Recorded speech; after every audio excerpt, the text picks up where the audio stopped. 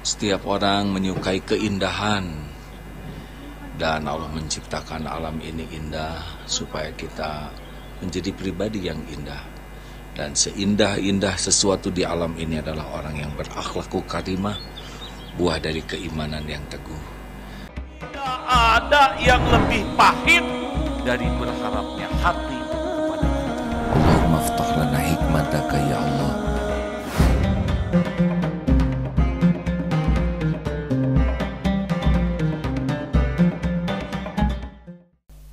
Switzerland adalah salah satu negara di Eropa yang tidak punya lautan tetapi punya 1.500 danau. Switzerland adalah negara yang dianggap paling makmur di dunia secara duniawi. Switzerland juga negara yang sangat dikenal dengan kualitas. Asal tahu saja, Switzerland adalah negara ciptaan Allah Subhanahu wa taala. Switzerland adalah milik Allah Subhanahu wa taala. Dan Switzerland diciptakan oleh Allah. Salah satu yang seharusnya menambah keimanan orang-orang yang beriman kepada Allah, karena Allah menciptakan banyak keindahan di sana. Tidak ada salahnya kita sebagai orang Islam berkunjung ke ciptaan Allah dimanapun. Kalau niatnya benar, caranya benar, mudah-mudahan jadi amal soleh. Indonesia dikunjungi oleh para pendakwah, hasilnya kita syariatnya dapat hidayah, benar? Kalau hanya berkunjungnya di Mekah dan Madinah serta Masjidil Aqsa saja, bagaimana nasib kita? Padahal Allah menciptakan dunia ini adalah wilayah dakwah bagi orang yang beriman. Boleh saya tayangkan sedikit cuplikan-cuplikan sederhana berada di sana? Sebentar Mim, dibalik mulai dari yang paling bawah dulu ya, karena saya nyari-nyarinya. Inilah Aagim. Mim. Mim. Nah, simaklah, ini adalah pegunungan Alpen. Sebenarnya saya bicara Mim. Tatmainnul qulub. Setiap orang menyukai keindahan, dan Allah menciptakan alam ini indah supaya kita menjadi pribadi yang indah. Dan seindah-indah sesuatu di alam ini adalah orang yang berakhlakul karimah, buah dari keimanan yang teguh. Setiap orang merindukan kesejukan, dan sejuk hanya datang bagi orang-orang yang hatinya baik, bukan pemarah, bukan pendengki, bukan emosional. Mudah-mudahan melihat alam ini kita bisa mengambil hikmah yang membuat kita semakin yakin kepada Allah, semakin memuliakan akhlak, dan semakin bersih hati kita. Amin ya rabbal alamin. Ini pegunungan Alpen, Masya Allah. Ini Aagim lagi hadirin. Pegunungan itu sangat indah, Masya Allah. Saya tidak, namanya Engelbert. Nah, ini perumahannya. Semuanya dibuat berbunga. Walaupun jalannya kecil, sempit, tetapi ditata dengan sangat baik, Masya Allah. Seperti inilah perkampungannya, bersih, rapi, teratur. Insya Allah kita bisa seperti ini kan? Harusnya bisa, Masya Allah. Allahu Akbar, Masya Allah. Nah ini perkampungannya. Saya lagi. Mim, saya di rumah lu lihat wajah sendiri Mim. Tadi itu perkampungannya berbunga, jendela-jendela berbunga, isi rumahnya juga berbunga, hampir tiap. Berada di Swiss, ini adalah kandang kuda yang begitu Maaf bersih, hadirin. rapi. Mim, kok jadi yang ini? Nah, ini kandang kuda ini hadirin. Maaf, saya harus silaturahim juga dengan kuda di sana ya. Ini bayangkan kandang kuda saja begini bersihnya Pak. Ini dibuat dari kayu-kayu, lihatlah tidak ada sampah sama sekali, dan semua semuanya suasananya sangat indah, sangat nyaman. Walaupun ini pada sore hari kita lihat, masya Allah. Ya, udah yang. Nah ini lihat. Wah bagus ya. Yang dikencarkan. Maaf hadirin, itu jam 9 malam. Masih terang benderang karena saya harus nunggu maghrib jam setengah 10, 9.20. 9.20 di sana berarti ditambah 5 jam berapa? Jam 2 di sini. Jadi sudah teler sekali, sengaja ditahan supaya tidak tidur. Melihat perkampungan, begitu kandang kudanya bersih, semuanya bersih saja, menjadi standar walaupun rumahnya dibuat dari kayu. Lanjut. Saya tidak tahu yang mana nih. Ada 2 lagi ya, sebentar. Iya, sahabatku sekalian, inilah peternakan sapi dengan suasana yang sangat indah, masya Allah. Allah menciptakan alam yang indah, dan ini sudah jam setengah 9 malam. Makanya ngomongnya begitu, balelol. Semuanya indah, masih terang benderang, Ya. hijau. Kita lanjutkan, masya Allah. Indah bukan sahabat yang baik? Indah. Ya, silakan. Indah. Begini ini. Masya Allah. Indah bukan? Ini Tertata. belum maghrib ini. Terakhir, Mim. Satu lagi ya, Mim ya. Ini adalah tempat mainan anak-anak di sana. Gratis. Anak-anak di sana. Nah. Ya, assalamualaikum warahmatullahi wabarakatuh. Deh, ngebos deh. Bos, ya. Ini adalah latihan keberanian keluarga anak-anak dengan rakit yang alhamdulillah bisa memacu adrenalin. Alhamdulillah fasilitas ini disiapkan untuk melatih keberanian, juga kesiapan menghadapi situasi. Alhamdulillah. Ayo deh, semangat deh. Semangat. Ya, alhamdulillah. Terima kasih. Lihat alamnya, lihat. Bapak mah gitu weh. Bagus alamnya. Masya Allah. Masya Allah. Ini Alpen, pegunungan Alpen. Anak mah berbakti. Itu anak bungsu. Bungsunya kan 2. Kalau di sini Geria dan di sana Gaisan. Ya, ada 11 semuanya ya. Alhamdulillah.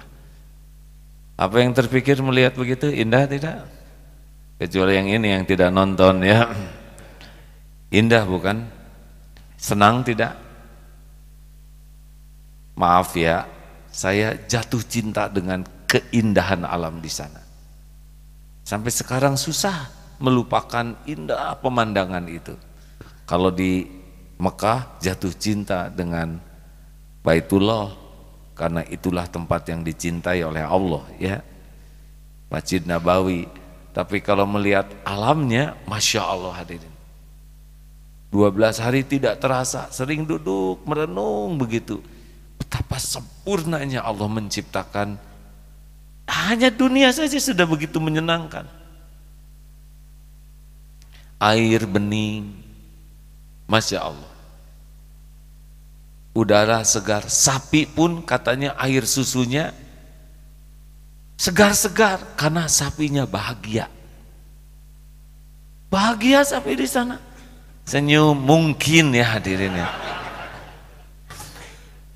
Saya merasakan ini sapi bahagia, makan rumputnya bagus, tidak sumpek, udara bersih, masya Allah. Maka air susunya juga kualitasnya mungkin baik.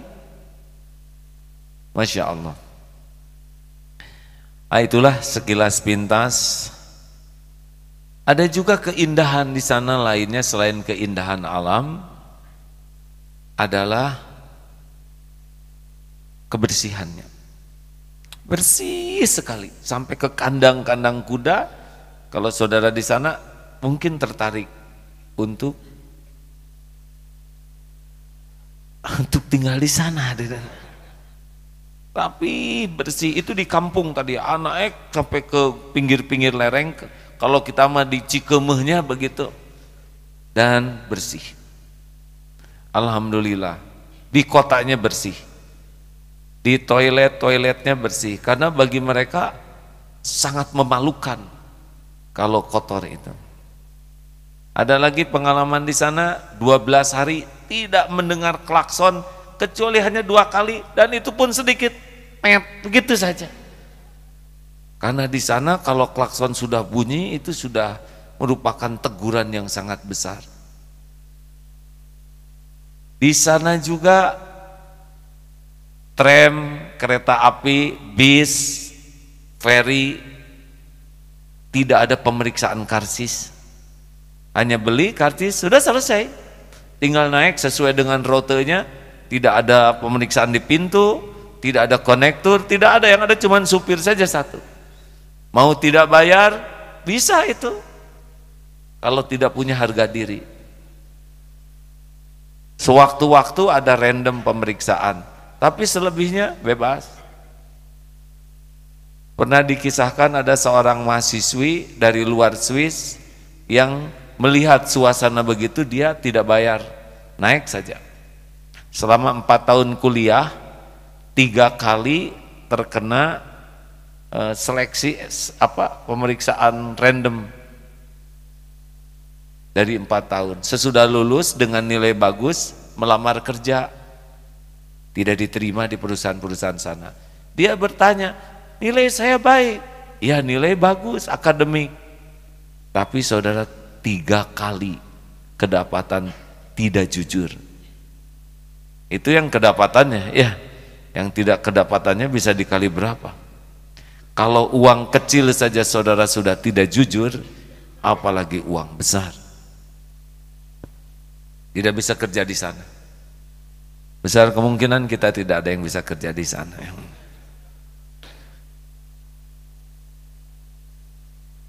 Minum di sini 1 botol 6.000, di sana 2,4 franc kali 15.000, jadi sekitar 40.000 1 botol. Besar kemungkinan kita jarang minum. Makanya di sana minum air keran saja terus, karena air keran di sana layak minum. Kebab di sini berapa kebab? 15.000. Di sana kebab untuk sekali makan itu sekitar 200.000 rupiah, ya. Jadi makan berlima itu 1,5 juta dengan minum. Jadi yang di sini gajinya 1,5 juta, tinggal di Swiss hanya sekali makan, hadirin.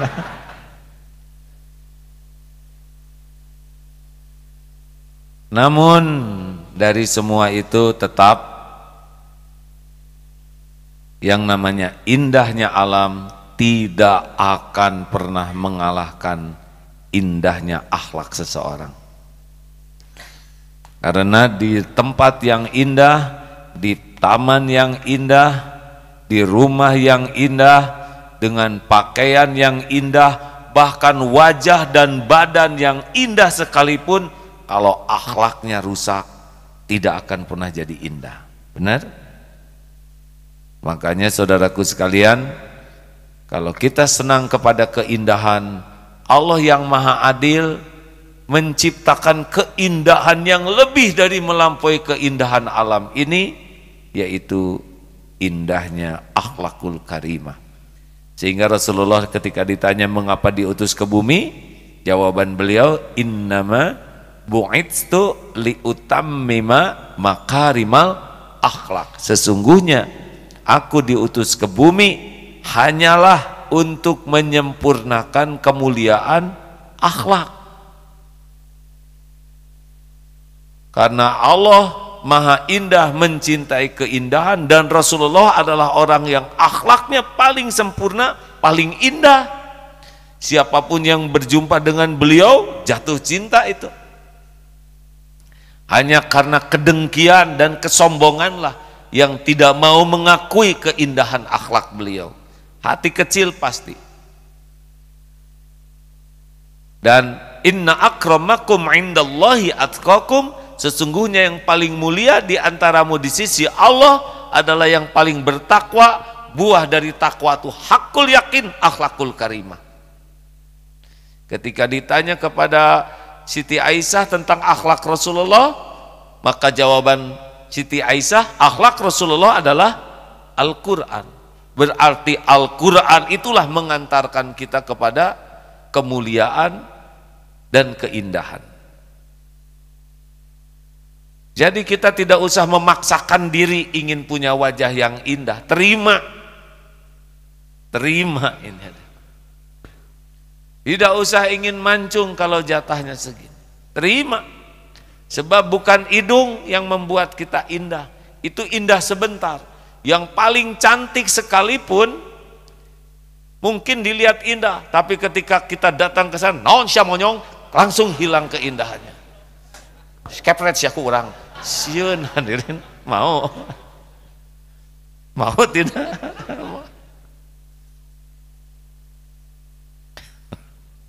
Paling ganteng sekalipun ketika dekat, naon belegug, hilang keindahan. Maaf ya, kata-kata ini tidak pantas, tapi begitulah. Nah, saudaraku sekalian, apa saja kira-kira faktor keindahan yang paling utama? Ternyata sepakat bahwa yang paling faktor bisa membuat indah segala sesuatu adalah diawali dengan bersih.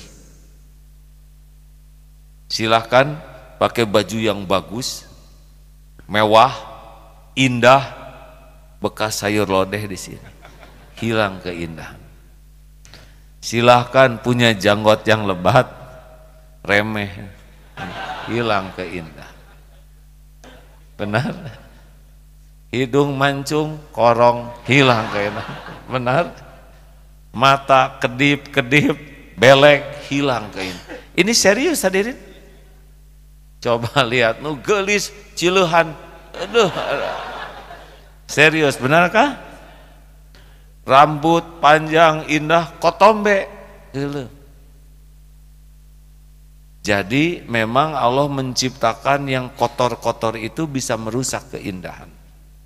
Tidak hanya kotor lahiriah, kotor pikiran, kotor perkataan, kotor tulisan, termasuk kotor harta, hilang keindahannya. Koruptor, kaya raya, tidak pernah, walaupun mobilnya bagus, tidak pernah menjadi orang yang dimuliakan dalam arti sebenarnya. Rumah megah, mobil mewah, penampilan indah, tidak ada kemuliaan bagi orang yang hartanya kotor, perilakunya kotor, pikirannya kotor, perbuatannya kotor. Jadi pemimpin, tapi dia dengan kepemimpinannya perbuatannya kotor, hilang.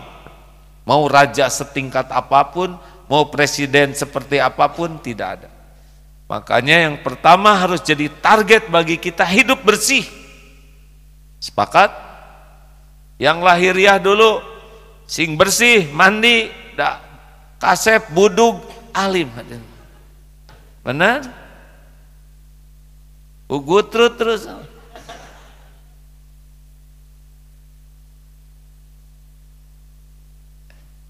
Dan Rasulullah SAW itu orang yang bersih.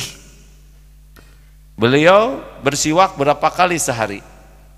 5 kali wudhu, ditambah makan, ditambah mau tidur, bangun tidur, paling sering gosok gigi, gunting kuku, mandi, wudhu. Masya Allah, Islam memang mengajarkan kebersihan lahir, kebersihan pikiran, kebersihan perkataan, mata, telinga, dan yang utama adalah bersih hati. Bersih hati itu apa? Di sini sumbernya nih, qalbun salim ini. Kalau orang bersih hati, yakin akhlaknya akan indah. Apa bersih yang pertama? Bersih dari syirik, menuhankan selain Allah. Cakep, ganteng, kaya, segala mewah, indah, tapi hatinya Dia menuhankan harta, yakin kelakuannya tidak akan bagus. Dia menuhankan jabatan, yakin tidak akan bagus akhlaknya. Karena orang itu baru indah akhlaknya kalau hatinya bersih. Bersih dari apa? Bersih dari mengilahkan sesuatu selain Allah. Tauhid intinya yang membuat kita jadi indah akhlak. Mulai sekarang hadirin, seperti yang sering didengungkan di sini, periksa siapa apa yang paling mendominasi hati. Itu yang bisa merusak akhlak kita. Kalau yang mendominasinya selain Allah. Periksa. Kalau yang selalu melekat di hati kita selain Allah, sulit kita memiliki akhlak yang indah.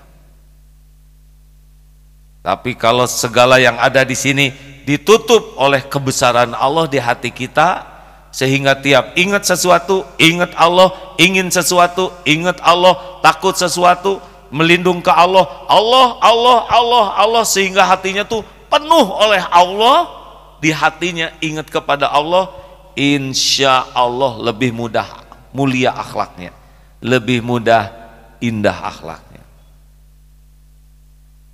Naksir kepada seseorang, tidak ingat Allah, pasti akal-akalan.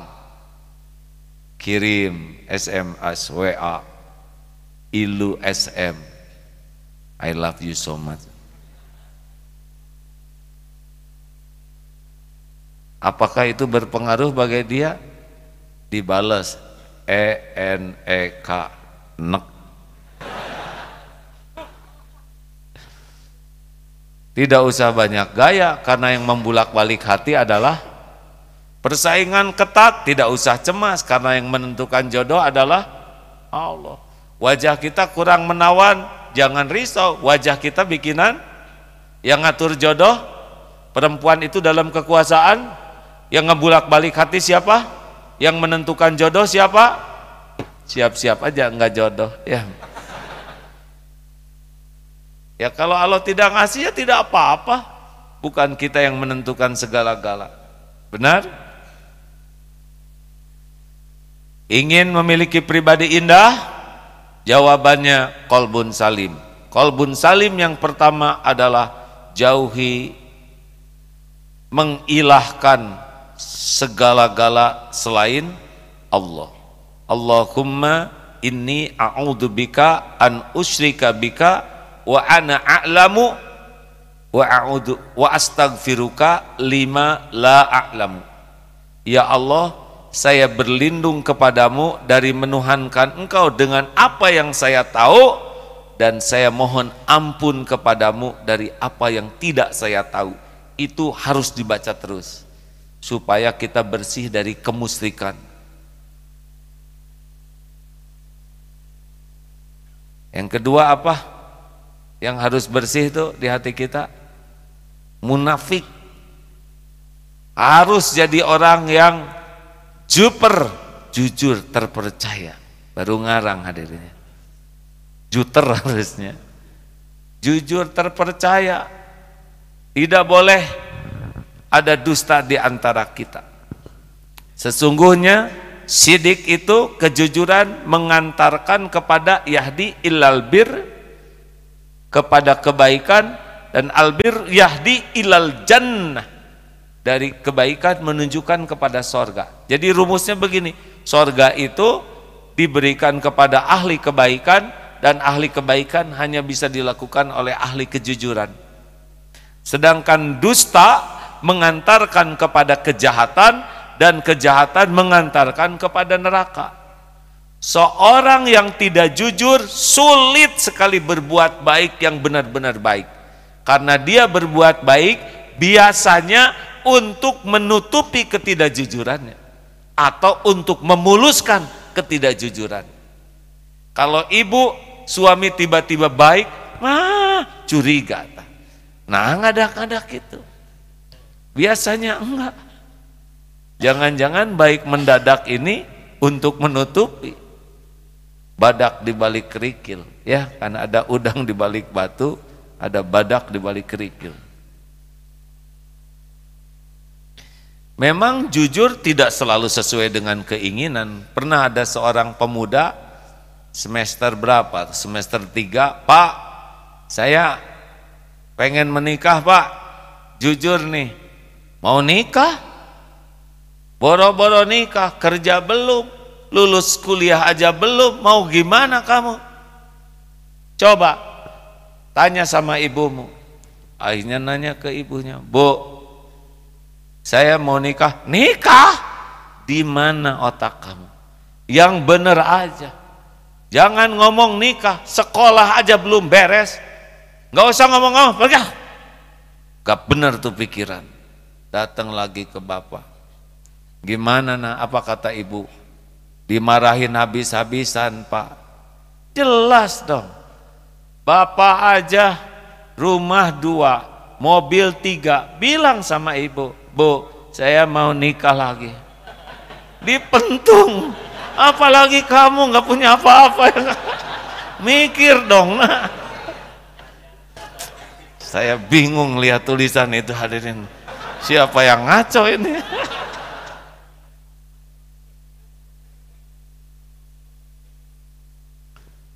Udah Bapak nggak usah mikirin itu Pak.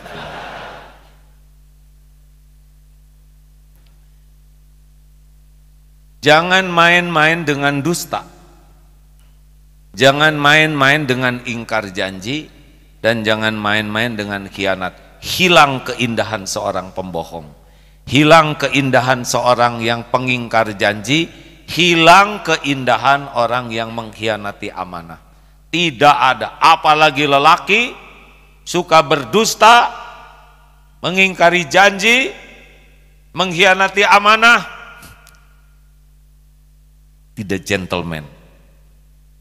Lelaki muslim gentleman, punya kehormatan, punya harga diri. Tidak boleh kita gadaikan kehormatan kita selaku dengan orang beriman dengan bohong. Tapi saya kalau jujur saya dipecat, mendingan dipecat daripada kita berdusta. Nanti rezeki dari mana? Dari Allah. Yang tidak kerja di sana pun dijamin rezekinya oleh Allah. Allah akan ganti nanti. Ada rezeki itu. Kalau saya jujur, saya dimarah, mendingan dihina karena jujur daripada dipuji karena tidak jujur. Kalau kita jujur, Allah suka. Allah suka, hati akan dibuat tenang, akan dilindungi dan dijaga. Walaupun orang tidak suka, tidak bahaya. Tapi kalau kita tidak jujur, Allah murka. Walaupun semua muji, kalau dicabut ketenangan di hati kita, tidak ada apa-apanya apapun yang kita miliki. Berat ini memang hadirin. Ada yang mau rencana jujur, saya tuh kuat. Saya jadi ingat ceramah itu. Masih ingat tentang singa? Coba ceritakan. Kalau manusia menikah, orang berdatangan bersalaman. Ini buat yang belum tahu. Tapi kalau singa menikah, binatang lain tidak boleh ada yang mendekat. Suatu saat ada kucing mendekat, singa marah. Tapi kucing dengan tenang, singa gak usah marah. Saya harus ngomong loh. Apa kata singa? Jangan sombong loh singa. Saya ini dulunya singa, tapi sudah nikah jadi kucing gitu. Mengerti Meng? Bos mengerti? Berapa banyak yang di kantor gagah pulang mengeong. Jadi tentara seragam loreng keren, pulang ke rumah ganti pakai loreng ucing. Kenapa? Karena lebih takut ke istri daripada takut ke Allah. Bukan harus galak, tapi kalau suami takut ke istri, baiknya cuma di depan istri, di belakang ngaco. Tapi suami takut ke Allah, dimanapun dia terjaga. Makanya, coba ada ibu-ibu nggak di sini? Ibu-ibu, ada tidak? Jangan sekali-kali tidak jujur, Bu. Apakah ibu mau punya suami yang jujur? Yang jelas Bu, mau tidak? Sekali lagi pertanyaannya, apakah ibu mau punya suami yang jujur? Mau, Pak. Apakah ibu siap kalau suami mengutarakan keinginan yang sejujurnya? Kalau gini, inilah kekacauan di Indonesia, hadirin. Ada bapak-bapak di sini, Pak. Khusus hanya bapak-bapak yang jawab, Pak. Apakah bapak ingin punya istri yang jujur? Mau? Walaupun bapak kurang jujur, tetap kan sing jujur siapa? Padahal dia sendiri ngaco. Jangankan itu, Pak, penjahat saja nyari temannya yang jujur. Syarat pertama masuk ke dalam grup kejahatan kita adalah jujur. Gitu ada. Lu harus jujur lo sama gue, kata anak buahnya. Tapi kan kita penjahat, Bang. Tidak apa-apa, yang penting jujur. Gitu. Atau ngararaku penjahatnya, hadirin. Berapa banyak yang disiksa oleh atasannya gara-gara enggak jujur sama atasannya, benar? Nah, hadirin sekalian, kejujuran yang asli di jalan Allah itu keindahan. Maka bersihkan hati dari kemunafikan. Orang munafik itu dua muka, di depan dan di belakang beda. Orang yang sidik, yang benar, itu adalah orang yang istiqomah. Maaf hadirin, Abu Bakar As-Siddiq, semoga Allah ridho kepada beliau, tidak tewas terbunuh seperti halnya Umar bin Khattab, Ali bin Abi Thalib, Utsman bin Affan. Tapi beliau derajatnya lebih tinggi. Beliau juga tidak tersiksa seperti Bilal bin Rabah dan siapa? Sumayyah siapa? Ammar bin Yasir yang teraniaya. Beliau tidak sepahit mereka, tapi lebih mulia. Juga beliau tidak bertempur sebanyak pertempuran Khalid bin Walid, tapi beliau tetap lebih mulia. Apa nih? Apanya yang membuat tidak tertandingi? Padahal yang satu syuhada terbunuh, itu pun mulia, tapi beliau lebih mulia. Yang benar menderita, ini tetap mulia. Yang bertempur tiap waktu, ini tetap mulia. Karena apanya? Hatinya. Disebutnya Abu Bakar As-Siddiq. Surat apa Ustaz? Tentang Al-An'amta alaihim. Kita selalu doa, ihdinas siratal mustaqim siratal ladzina an'amta alaihim. Seperti apakah orang-orang yang diberi nikmat? Beliau akan bacakan.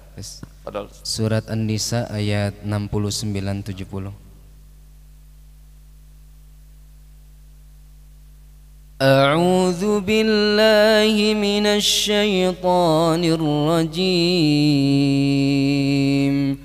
ومن يطع الله والرسول فأولئك مع الذين أنعم الله عليهم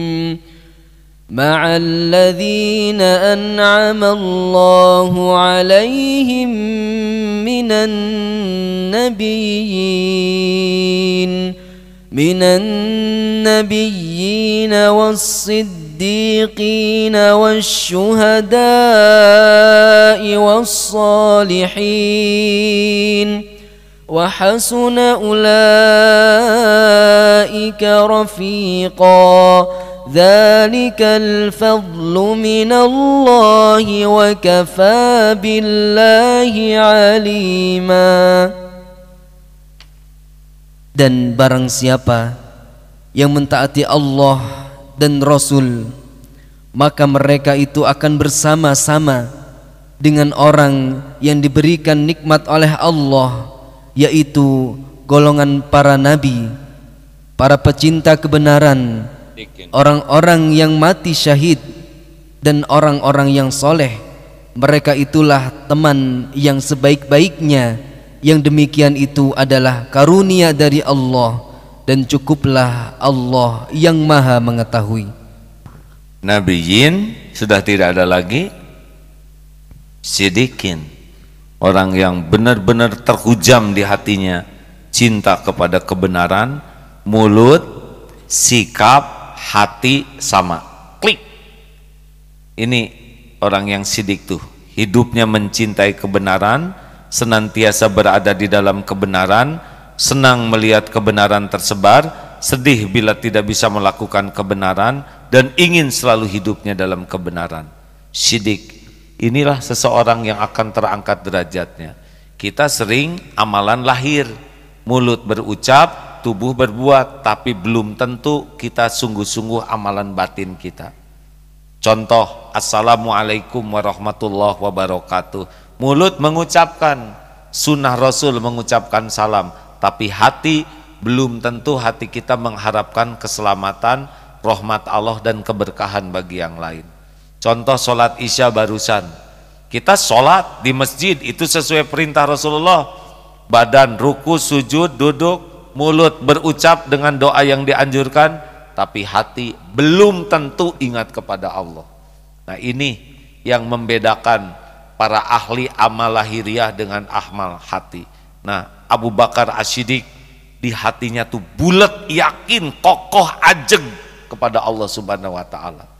Jadi tingkat keimanan ini, al-mu'minul qawi khairun wa ahbu ilallah minal mu'mini dhaif. Mukmin yang kuat lebih baik dan lebih dicintai Allah daripada mukmin yang lemah, dan pada keduanya ada kebaikan. Kenapa? Karena tingkatan orang beriman itu berbeda-beda. Nah yang paling yakin ke Allah itulah yang paling tinggi derajat.